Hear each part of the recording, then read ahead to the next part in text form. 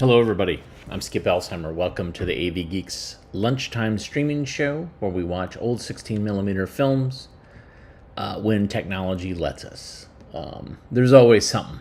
So, for some reason, Restream, which is what I use to propagate the stream to multiple places, was acting wonky. So, anyways, here we are.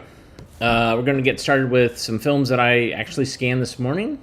This is the great thing about having a scanner at my house, which is basically when I wake up and get some coffee before I answer emails, I start scanning films and then I start doing work while I'm drinking some delightful coffee.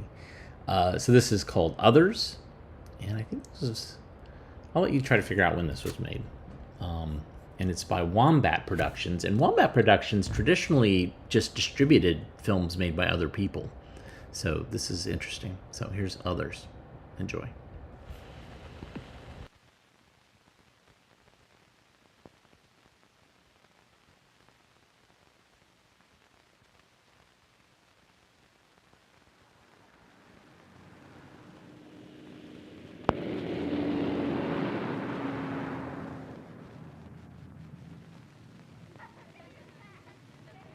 Greg, you haven't been listening to one word I've been saying. Come up here. Greg, it's something every day. Doing things constantly that are irritating to your classmates around you and to me, too. I just don't like your attitude. Now, you're silent for... Greg, where are you going? Greg, come back here. Come back here. Greg!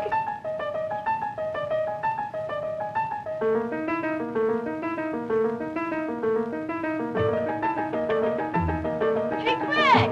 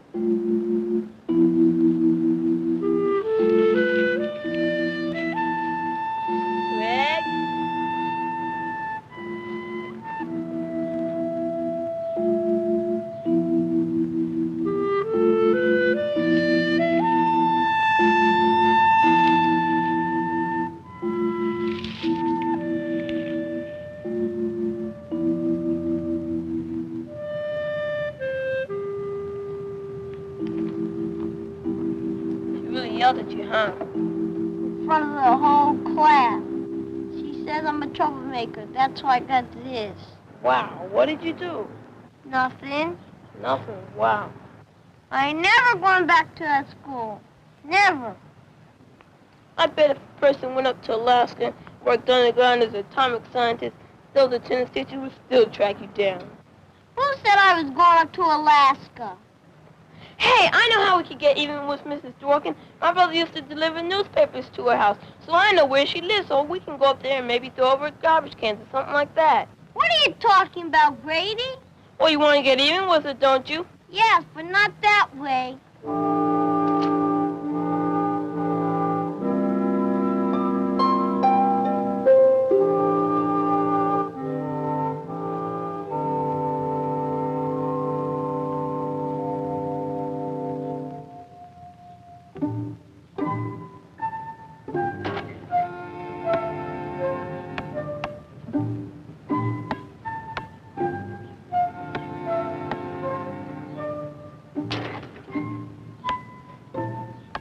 Give me back my ball.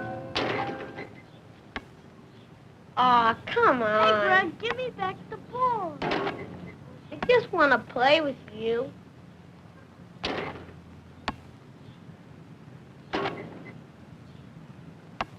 Give me the ball. Give me my ball. Just let me shoot a few baskets. I need the ball. Here's your ball.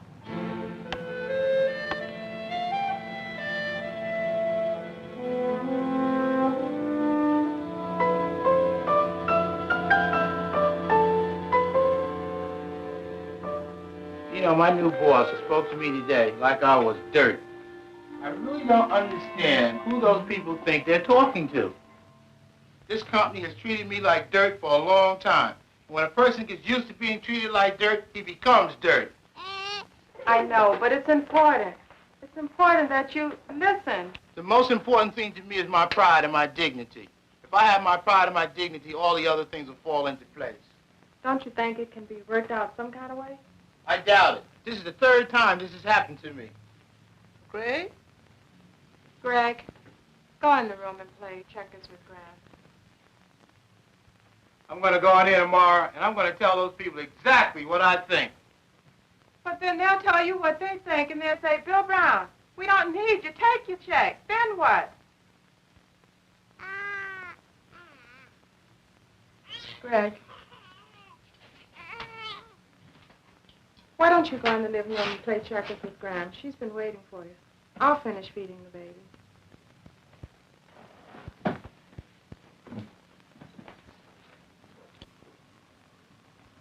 Okay.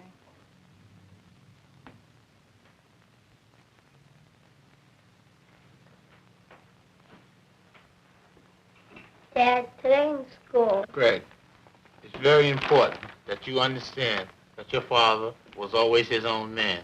Your mother has always wanted me to walk around with my hat in my hand. But that's not the kind of man I am. And why don't you go on over there and play checkers with Gran?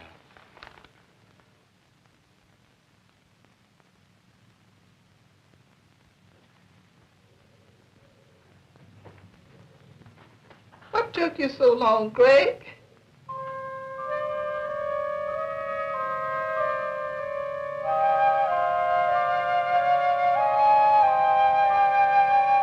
Greg, you haven't been listening to one word I've been saying. It's something every day, doing things constantly that are irritating to your classmates around you and to me too, Greg. I just don't like your attitude. Hey, Greg, come back here. Come back here. Greg! Hey, I got a great idea. I know where Miss Dawkins lives. My brother used to deliver newspapers to her house. Maybe we could go over there and throw over garbage cans or something like that. Grady, are you crazy? Well, you want to get even with her, don't you?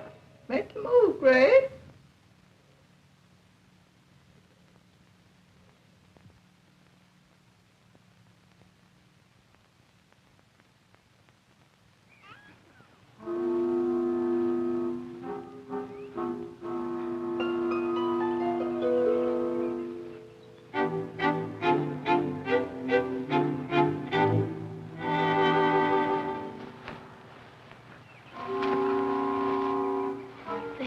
Dawkins' house. You sure? Of course I'm sure. Hey, what are you kids doing over there?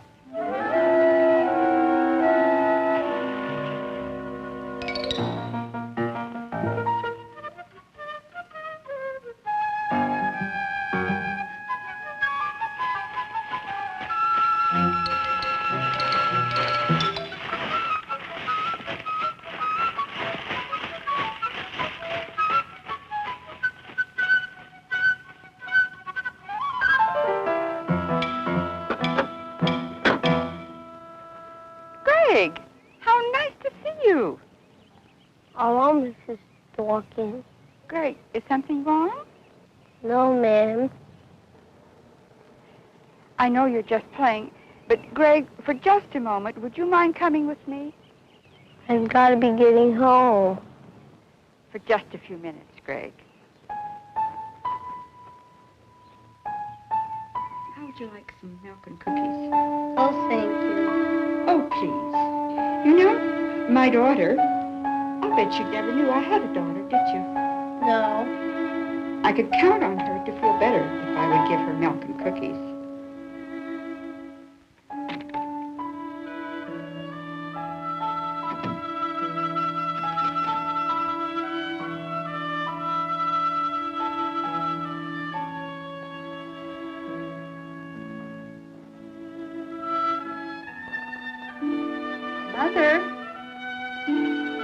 I'm back.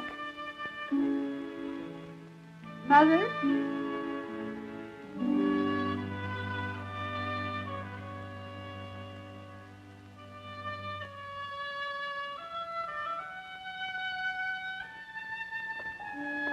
Greg, the doctor will be here in just a moment.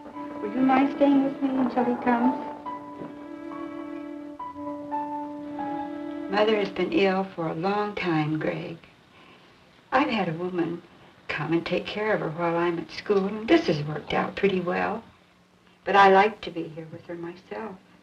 What's the matter with your mother? Well, she's an old woman now. Sometimes she knows everything that's happening about her. And then other days, she doesn't. I have a grandmother, too. I bet you love her very much, don't you? Sort of. You know, sometimes when I'm at school, I'm just so afraid I'm going to hear that phone ring to tell me something about Mother.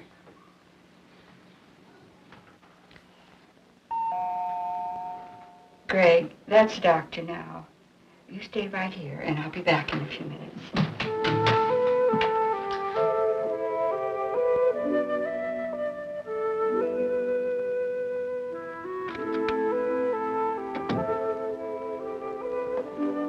Mother's not good. Not the same? Worse? I'm afraid it is. I think I better take a look at it first.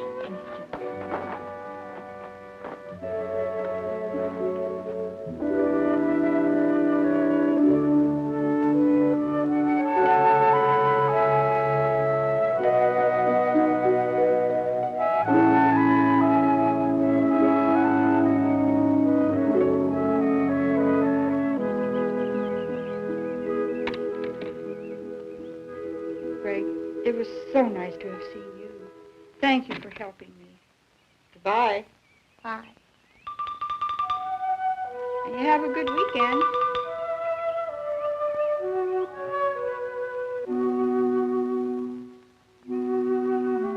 What were you doing in Mrs. Dawkins' house? Just talking. Talking to her? Yes. After what she did to you, made you sit up in front of the whole class when she bawled you out? Aren't you still mad at her? Before I went in there. She probably talked you out of it, huh? Hey, Cowboy!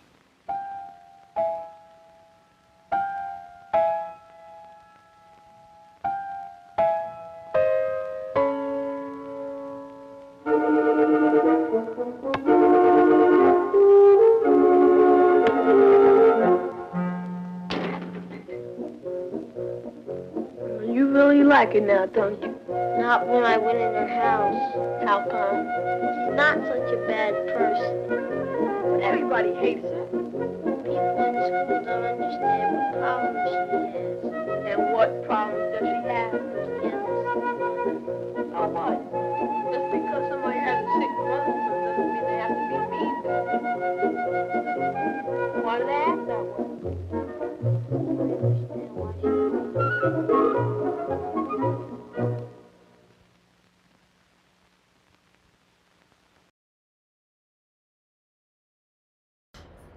So I'm looking up Gene Feldman in IMDb. Did a lot of TV movies, it looks like, and documentary pieces about different celebrities.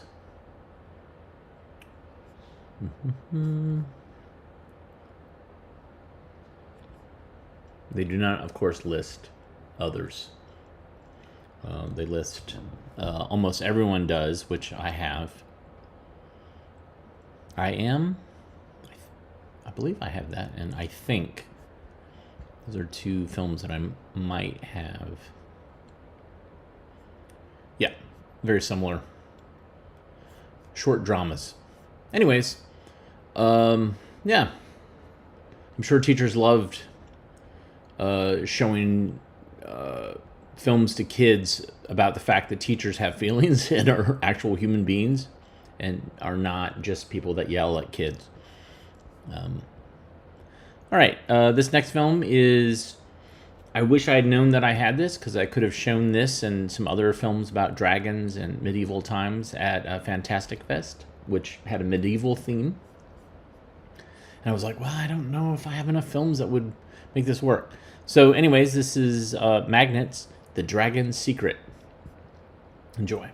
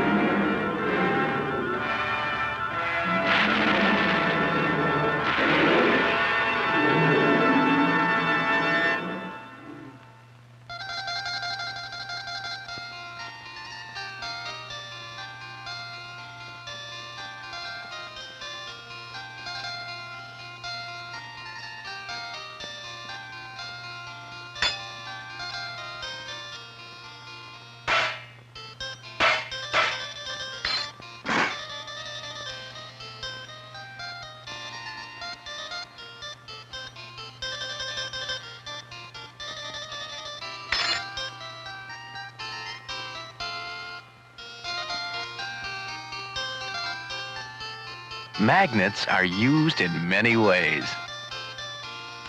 Telephones, cabinet doors,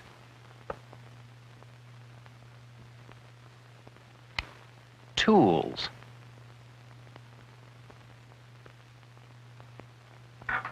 refrigerator doors, doorbells, automobile engines. Magnets work for us every day in more ways than you might imagine. But what is a magnet, you ask? A magnet looks like this. Or like this. A magnet can be any shape, any size,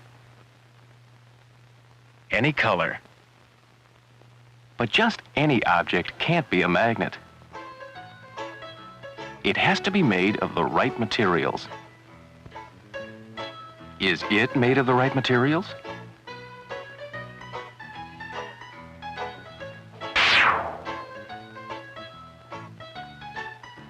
Is the candlestick holder made of the right material?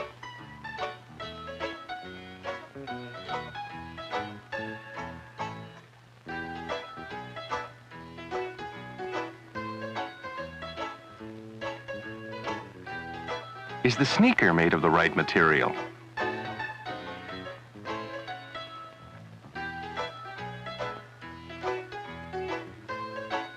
Will it pick up paper clips?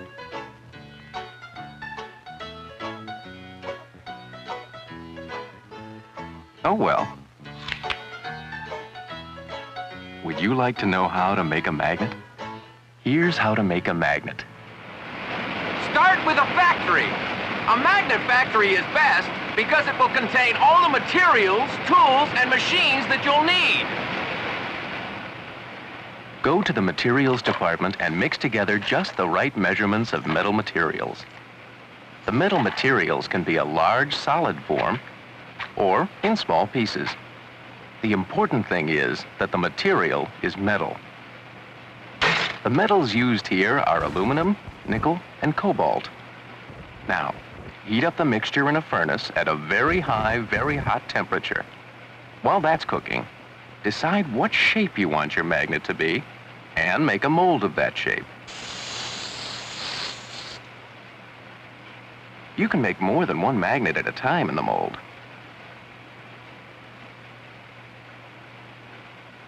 Pour the hot metal liquid mixture into the mold. Push it aside to let it cool. When cool, break the shape from the mold. Grind away extra pieces.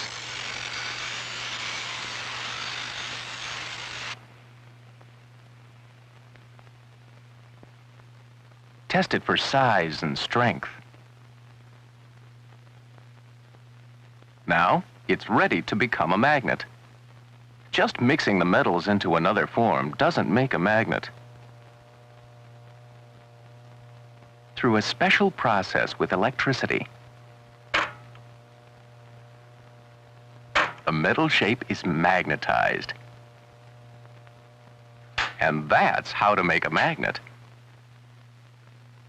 If you've ever had a magnet, you may have noticed that it didn't come with instructions. What makes magnets work? How do they do what they do? Let's take a closer look. A magnet is something solid that will pull things. What things? Iron, steel, nickel, or anything made from those metals. This magical pulling action is called magnetic attraction. And quite simply, magnetic attraction is what makes the world go round. The things a magnet attracts are called magnetic materials. If magnets only attract magnetic materials, are any of these things magnetic? The ball is made of rubber. Will rubber be attracted to a magnet? Is rubber a magnetic material? The frog is made of wood. Will the wood be attracted by the magnet?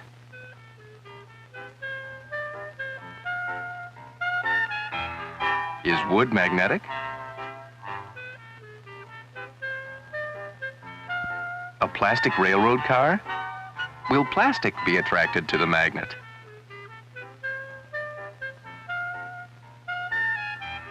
Is plastic magnetic material? How about a metal car? Metal? Is metal magnetic material? You bet it is. Bread and peanut butter and jelly?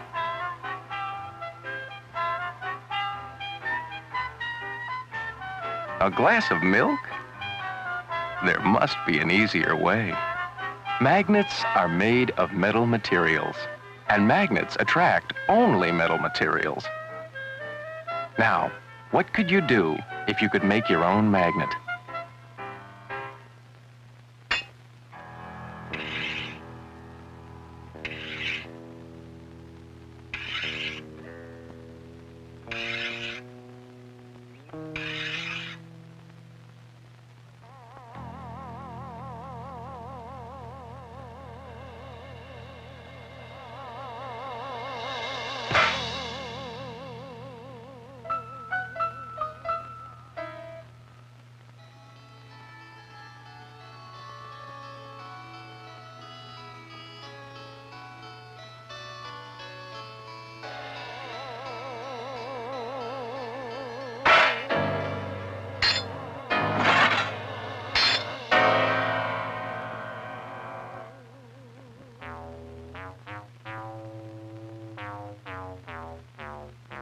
You can make your own magnet from any magnetic materials.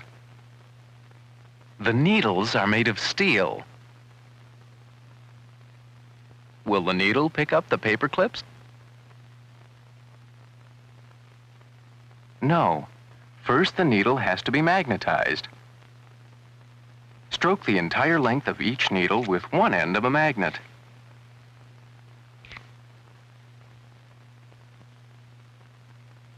Does the needle work like a magnet?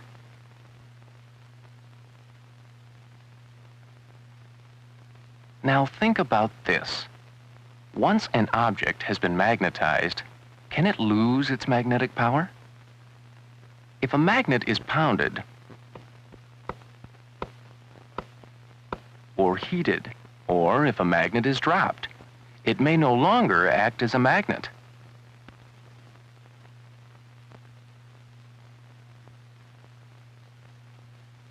Does it still have its magnetic attraction? Magnetic attraction takes place in an area around a magnet. The area is called a magnetic field, and every magnet has a magnetic field. You can discover the size and shape of a magnetic field by watching the effect of a magnet on some iron filings. Do most of the iron filings gather around the middle of the magnet or the ends of the magnet? Most of them gather at the ends because that's where the magnetic attraction is the strongest. The end of a magnet is called the pole, and every magnet has two poles. A north-seeking pole, sometimes marked with the letter N. The letter S marks a south-seeking pole.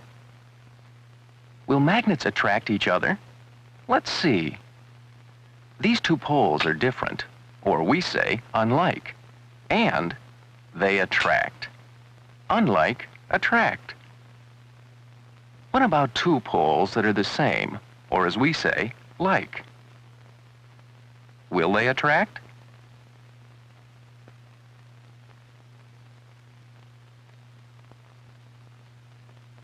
No, they push each other away. This pushing away is called repelling. Like poles repel. Unlike poles attract. The poles on a magnet are named for the poles of the Earth, the North Pole and the South Pole. A compass is used to find directions. Every compass needle is a magnet, and since unlike poles attract, the South Pole of a compass needle will always point to the North Pole of the Earth. The compass needle will always line up in a north-south position. Whatever their shape or size, all compasses use magnets to do the work of finding directions. You can play with magnets. What's being used to shape the iron filings into a mustache? You guessed it, a magnet. What keeps the metal objects from falling?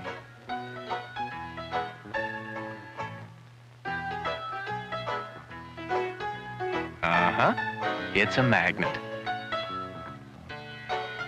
What holds the letters to the metal board? Behind every letter, there's a magnet. Magnets are used in many places for training and research. The very special, very powerful magnets in this underground ring are used by scientists to understand energy and many other things about how the world works. Magnets may even hold the key to the future.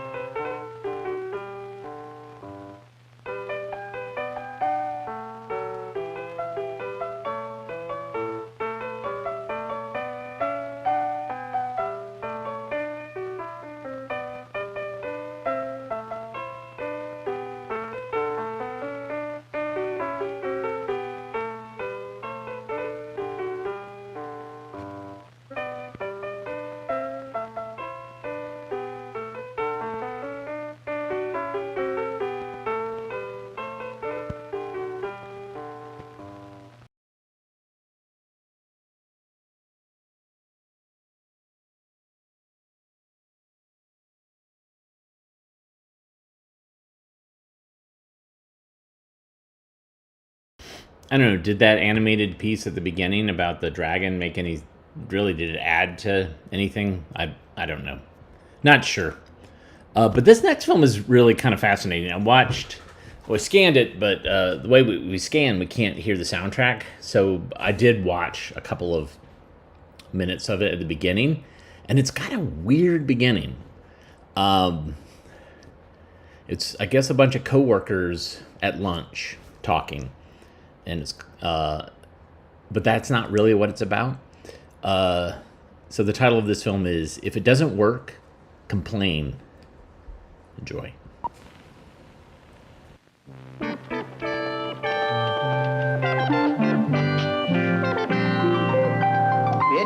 Mitch, listen, did that guy show up about the stereo set? He did. He is? Oh, what'd he say? Oh, hell, wouldn't that frost you?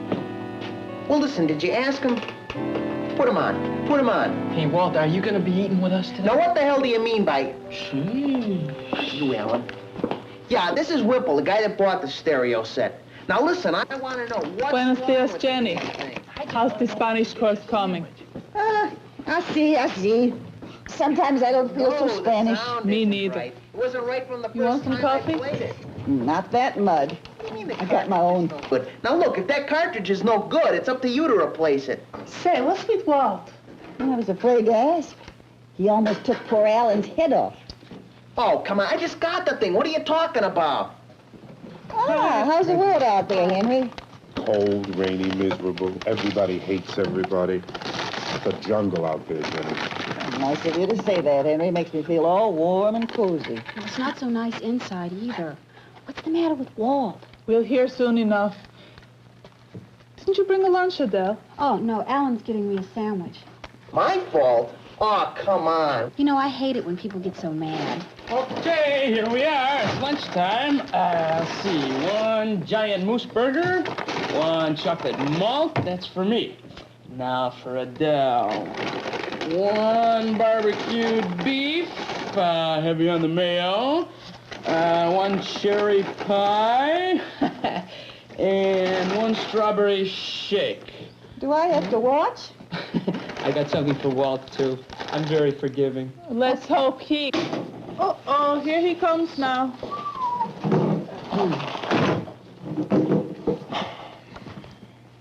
Henry, love, would you sit between me and Walt? I don't feel safe here.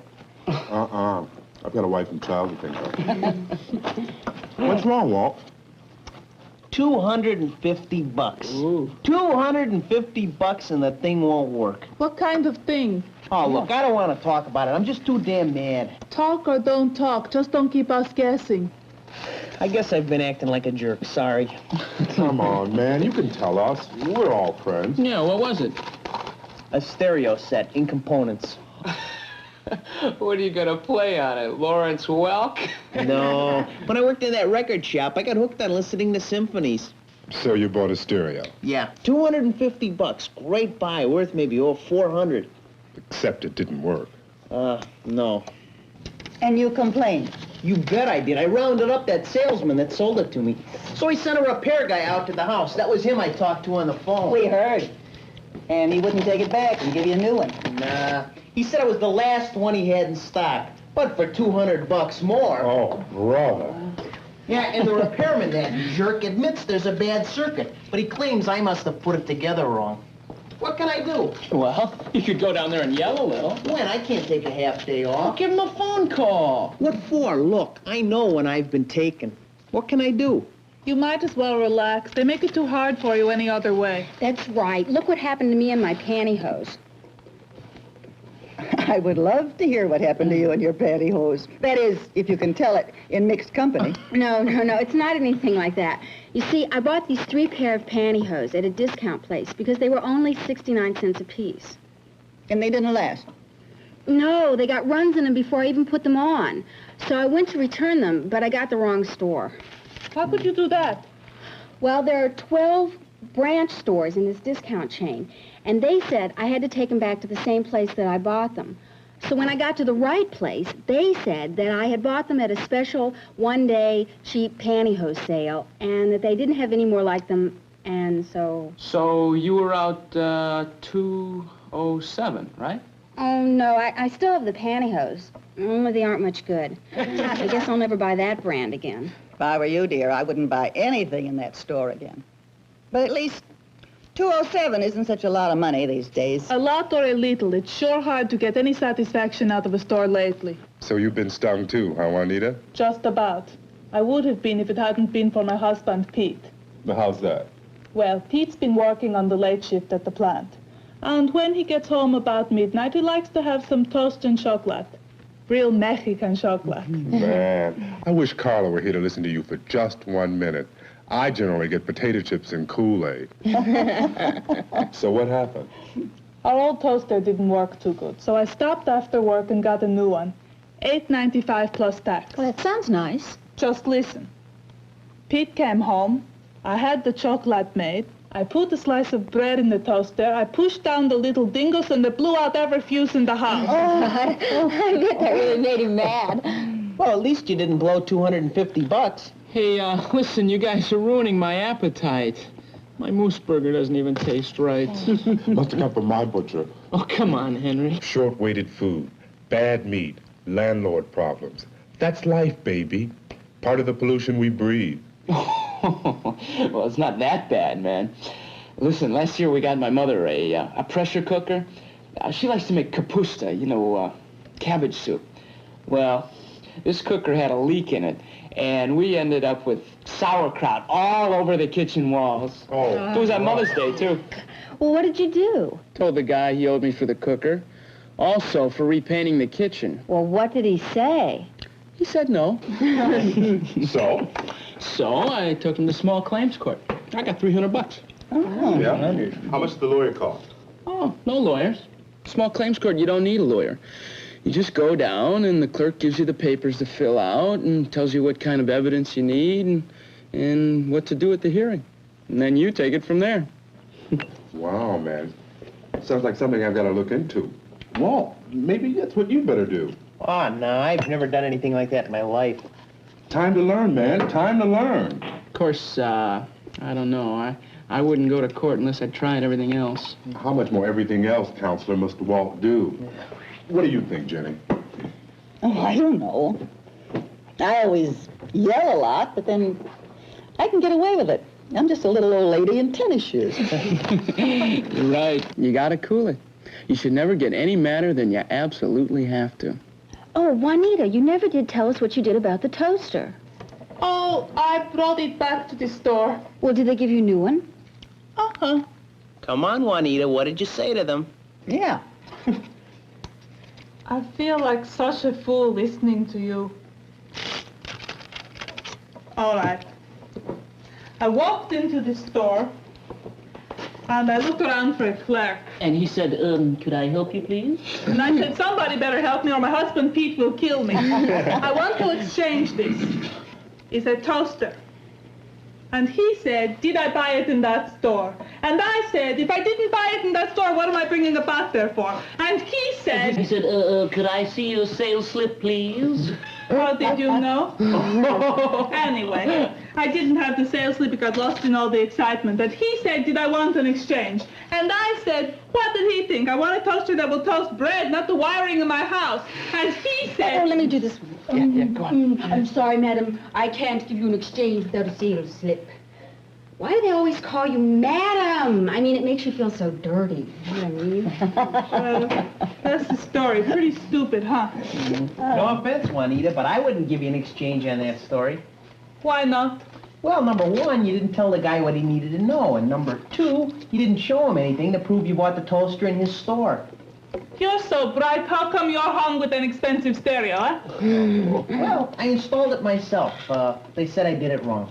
Did you? No, I know how to install a stereo. I did it right, but where do I go from here?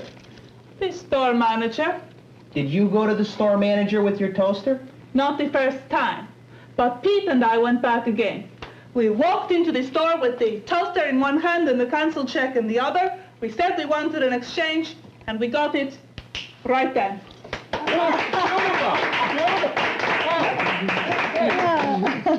That's great. I can just see you and Pete walking up to the butcher with a 14-ounce pound of hamburger in your hand. Or my pantyhose.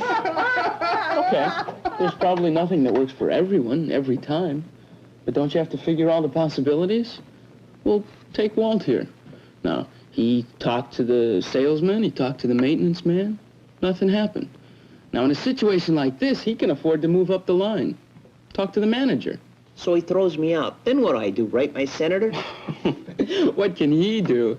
But I tell you what, it might not be a bad idea to write to the president of the company that made the stereo set. You're kidding. Oh, well, right in this newspaper here. There's an article, you know, one of those consumer columns about a guy who bought a car. It was a lemon. He told the salesman, he told the manager, he told the maintenance people. Nothing. The car's still a lemon. So he wrote a letter to the president of the company that makes the car. And it's beautiful. Oh, here, see? He says what a great company it is and how he's sure the president would like to be told about a dissatisfied customer. I'll bet he was overjoyed. And then he gets right down to the facts. Says where he bought the car, when he bought it, and what's wrong with it. It's really good. Yeah, it's not bad. And then he says who he complained to and what they did or didn't do. And then he winds up by saying what he thinks the president ought to do to make him happy. What did the president do? Gave the guy a new car, the article says. Wow. I'll bet that's something that doesn't happen every day. Well, you can always call the Attorney General's office if you really get ripped off. But listen, talk to the manager first. Look, don't think I don't appreciate your help, but everybody's bound to get stuck with a lemon once in a while. You might as well grin and kiss your money goodbye. Right, Jenny? I don't think you'll hear Henry cheering that sentiment. Not me, Jenny. I've got enough problems I can't help, and I'm not about to ignore the ones I can. Maybe you all don't have trouble stretching these 2-bit dollars we get on the paycheck, but... Look, I don't know anybody who isn't worried about their paycheck and how far it'll go these days. I was just saying... I want to know how to keep from getting ripped off every time I get a nickel in my pocket. I mean, I want to know something that works all the time. Henry, I have bad news for you. There's no such thing. I've been having trouble with landlords and butchers and department stores and auto mechanics and whatnot before most of you were born. And I usually got what was coming to me. But there's one thing I know for sure. There is no one way to make your complaint work every time. All right, that's the bad news. Now, what's the good news? Well, you've been hearing it. Shop sensibly. Read your warranty if you have one. When you go to make a complaint, tell them straight out what's wrong and what you want done with it. And start with the salesman and go right up the line. All the things you've been saying, they don't work every time, but they make a lot of sense. No offense, Jenny, but what you're saying sounds like a lot of old folk wisdom to me. But the only one you forgot was a stitch in time saves 9. Am I going to have trouble with you, Walter? No, ma'am. But I've tried those things, and I've still got a sour stereo. Come to think about it, I do know one thing that works every time. When you buy something and it doesn't work, complain. When you hire somebody to do a job, or you sign a lease with a landlord and he doesn't live up to his side of the bargain, get up on your hind legs and tell him you don't like it. Mm-hmm. Don't wait for John Wayne and the United States Cavalry to rescue you. Complain. I did. You quit. Now, Jenny. That's exactly what he did. He quit. He made a complaint to a salesman. He got nowhere. So he quit. He would rather pay $20 or $30 just so he won't have to pick up a phone and call the store manager. He quit. You're talking an awful lot. Look, I kept quiet all the time you were talking about your no-fi stereo. I didn't say a word. But now you got me started. Walter Wimple, you go to that telephone and you call the manager and don't come back here until you get some satisfaction. Now get! I like you, Jenny, but you sure aren't a nice, quiet old lady. You know, Jenny, you're one bad old lady. Don't flatter me, Henry. Yeah, I want to talk to the manager. Do you think he'll get a new stereo? Maybe. At least he'll let him know. There, what did I tell you? If it doesn't work, complain.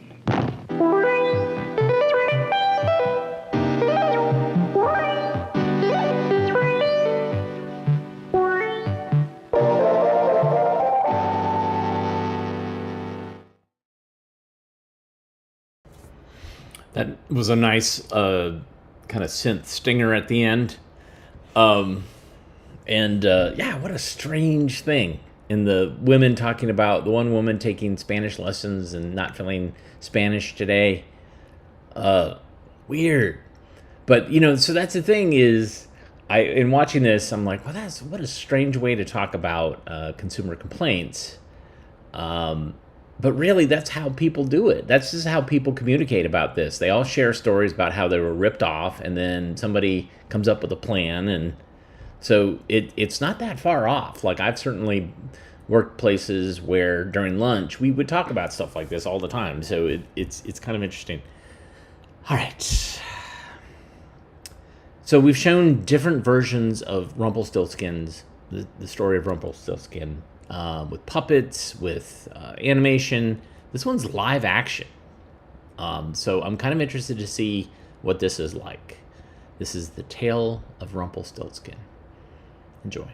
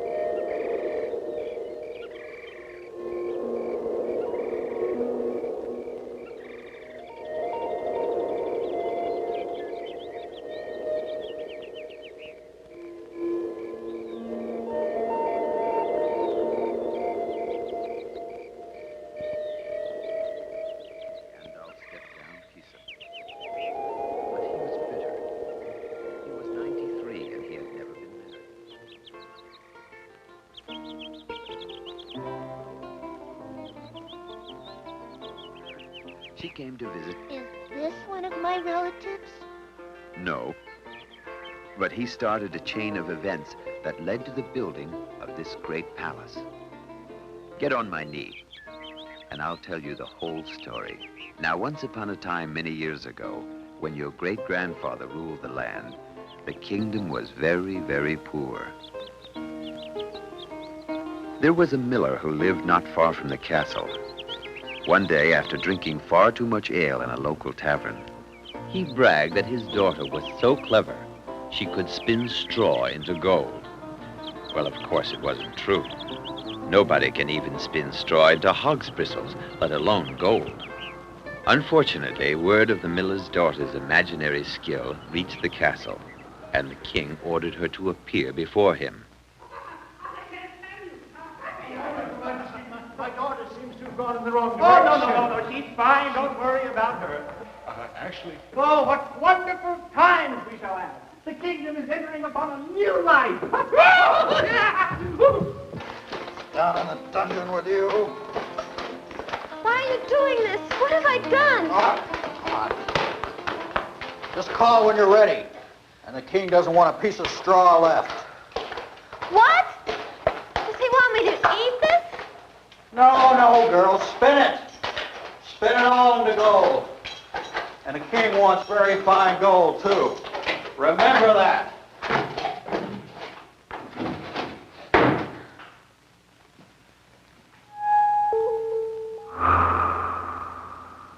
They're mad. They're as crazy as buzzards, as loony as toads. Spin straw into gold. How about spinning worms into pussycats or millers into kings? Now the king had two sons. One was an idle musician, and the other fancied himself a poet. Things. What rhymes with thing? Kings! Sings, brings, slings, wings, flings. Your Majesty, please. What have you done with my daughter? What? Oh, yes. Well, just as soon as the straw is spun to gold, you will see her again. And I can assure you that the gratitude of my all liege. the... Oh, horror! Oh, mistaken intentions. the gratitude of all the people will rain upon your... But I was only bragging. It isn't true. Why, of course it's true. Anyone can... What isn't true? My daughter, sir. Well, I thought but she can't even spin wool. Is this man saying that his daughter can't spin straw into gold? You see, it was the blacksmith, sir. He said his daughter, who isn't half as pretty as our daughter, he said she could, and we didn't know that... You banished miller! You'll never see your daughter again! You can't hang a fool again! Never! Never! And you don't spin again!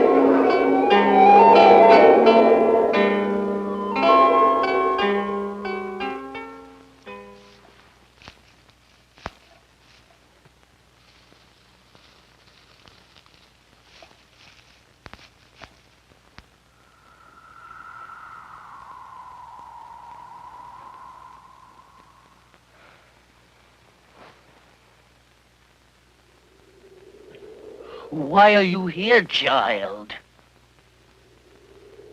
They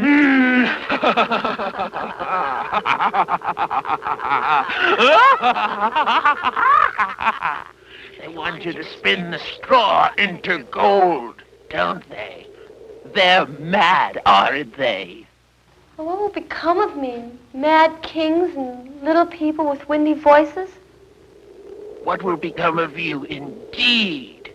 You will die if you cannot spin the straw into gold. Moan, alas. Alas, then I am doomed. But I can spin the straw into gold. Oh, sir. I charge dearly for my services. Where? I believe your lovely ring would be ample compensation.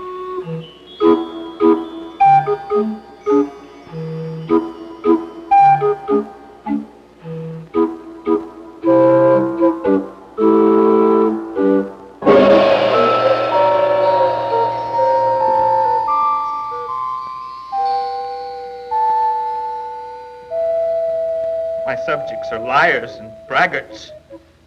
They don't deserve me. Spinning straw into gold! They think they can fool me with that old trick. Never! I give my life for their welfare. Here in a row, 9 fall out, off with their hearts. 11 fine fiddles, sleeping on the ground. 8 fall out, off with them.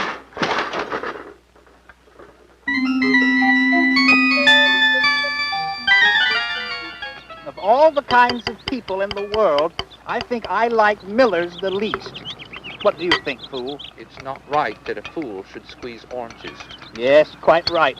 It's their bad manners. And of course, they're really quite unnecessary in the larger scheme anyway. Why, there are kingdoms where they've never even seen a miller. It's demeaning. Splatters all over my bells. Then there was my poor Aunt Timothy. Why, she never... It's the miller's daughter, sir. She spun all the straw into gold. Oh. Oh, well, I didn't really. I thought that's what you wanted. Things just aren't as they used to be. Gold thread all over my egg. Gold thread! Thread of gold! Thread of gold! What a pleasure to behold! A little pile of gleaming gold! Oh, guard, I'm sure you can find a little more straw for the lady. She must be very anxious to keep on spinning, aren't you, my dear? Oh, a thread of gold, thread of gold. Got it. That's gold. Now, gold.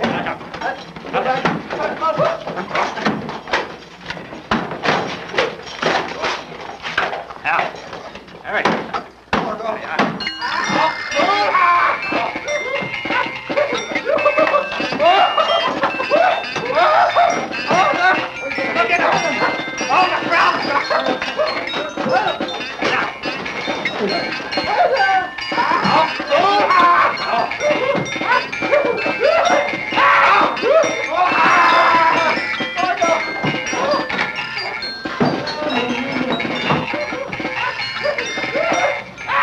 Stupid world to be trapped in.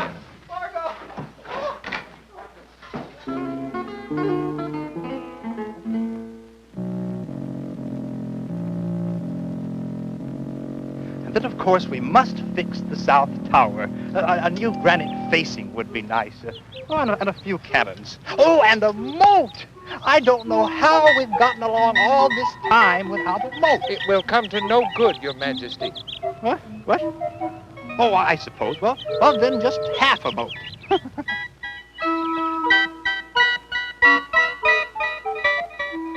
As fast as the straw was spun to gold, the avaricious king brought yet more straw to the dungeon. Until one day, the king's son stopped rhyming long enough to notice the beautiful peasant girl.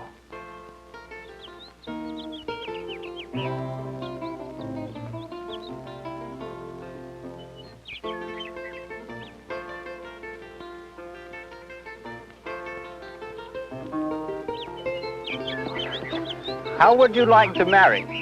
What? I think it's time you had a wife. And as it happens... Father, that's what I came to ask you. You see, there's a girl who is presently living in the lower quarters. She's really quite beautiful. Yes, the little straw girl. And I think there would be some advantage to our humble kingdom if she were to enter into the family. Father, who is she? If only I were a little younger.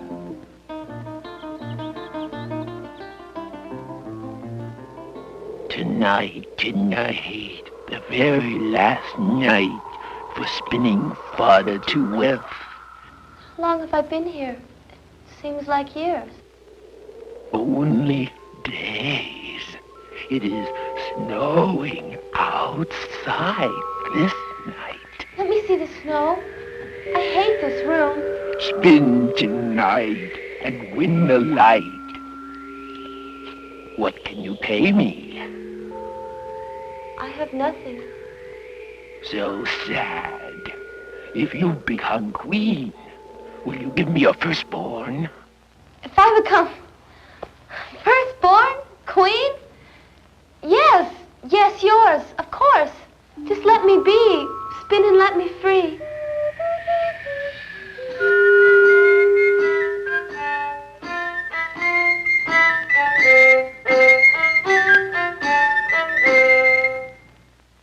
My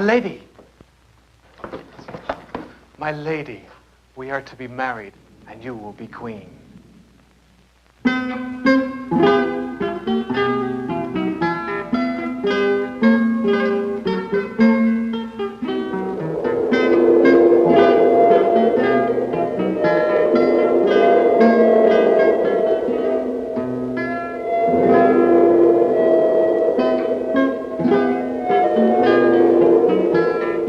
And so they were married. The prince took his bride on a tour of all their lands.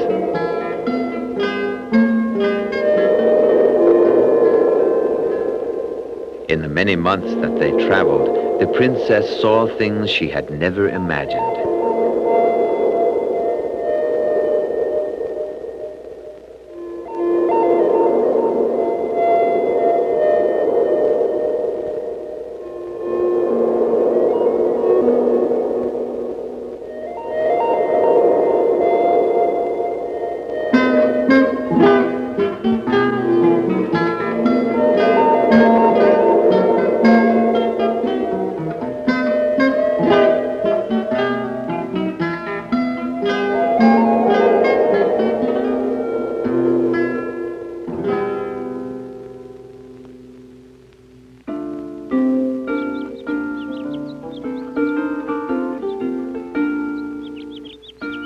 princess's child was a year old before she saw the dwarf again.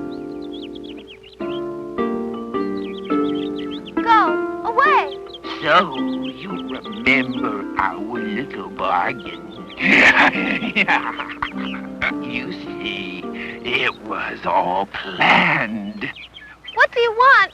I'll give you riches, jewels, gold. Have you forgotten so soon? It was I who gave you wealth.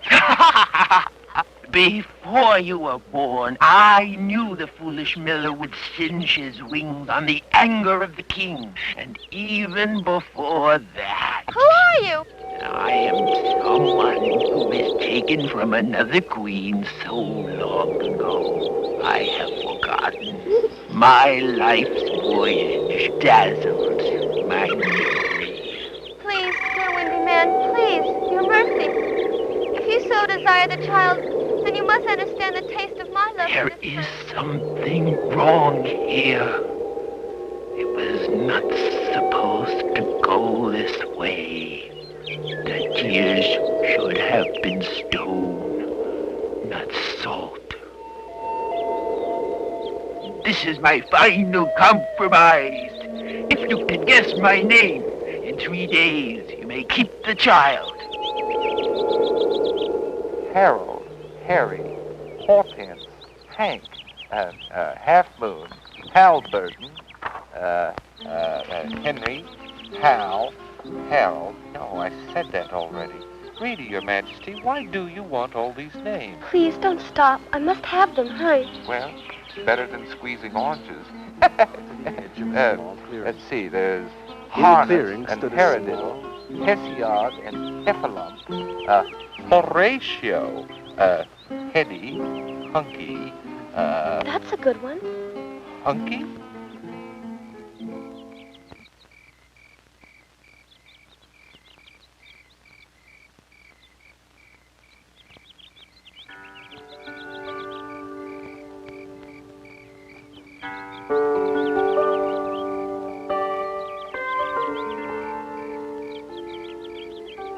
Do you know the name I carry? But it is the first day. Your queenship. Is your name Aaron? No, Arnold? hardly. Andy? Afton? Abbott? That's all for tonight. What? Dear, to what? What? Oh, I'm sorry, my love. Just a dream. Nothing. Very well. Good night. Perhaps I didn't tell you. Only 3 names a day will you be allowed to say. Those are the rules.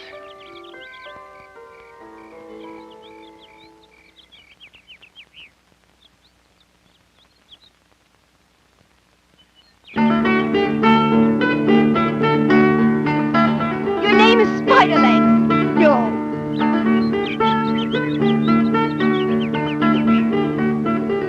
Turtle Gnome. Eva. Stumblebaum. Only one more day and the child you'll pay.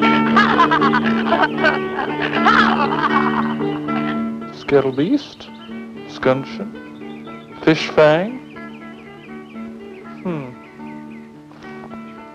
If only she would tell me why she wants these dwarf names.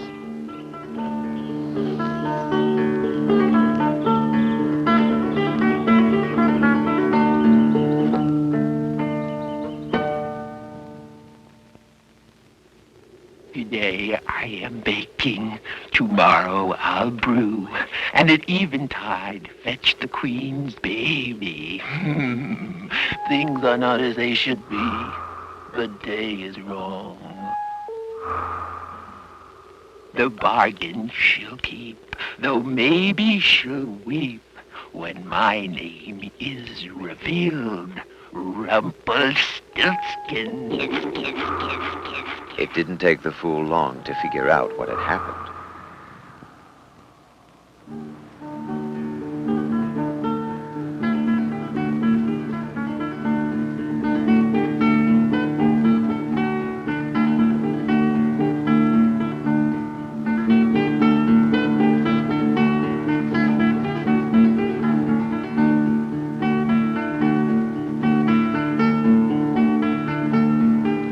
name is Rumpelstiltskin, my lady. Your baby is safe. Are you sure? How do you... I know of your plight. His name is Rumpelstiltskin. Rumpelstiltskin! So you have found out. You know my name! Do you know what you have done?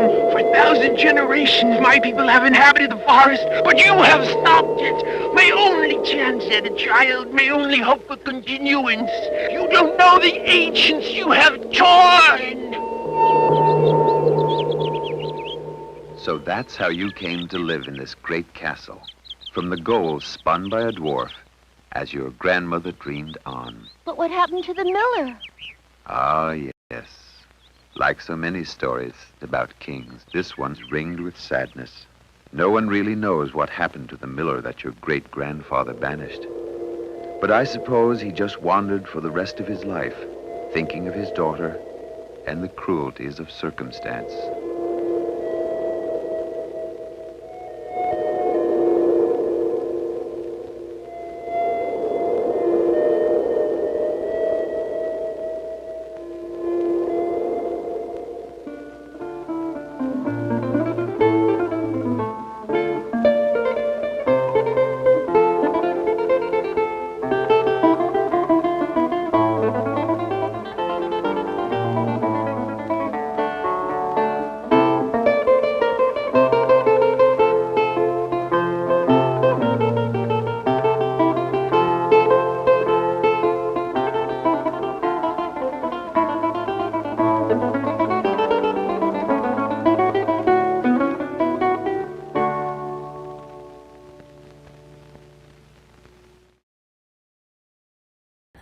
That was a little too wacky for my tastes. And in hindsight, thinking about this and other Rumpelstiltskin tellings, Rumpelstiltskin got screwed. He shouldn't have set himself up. He should not have given the queen or princess or whoever the chance to guess his name. No, he is entitled to that child. And so he kind of set himself up for failure, but he ultimately gets screwed because he helped her. He fulfilled all the deals and kept her alive and got her married and got her rich, got her, I guess, basically because of that she had a child. So yeah, he should have proper claim to that. He should have taken her to court instead of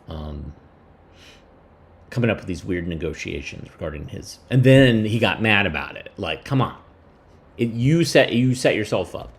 All right, well, there's hindsight when thinking about fairy tales. Thanks for joining us today. I very much appreciate your eyeballs and your comments. If you like what you saw, or at least like the idea of what we're doing, hit the thumbs up, hit the like, the subscribe, watch other films that we have on YouTube.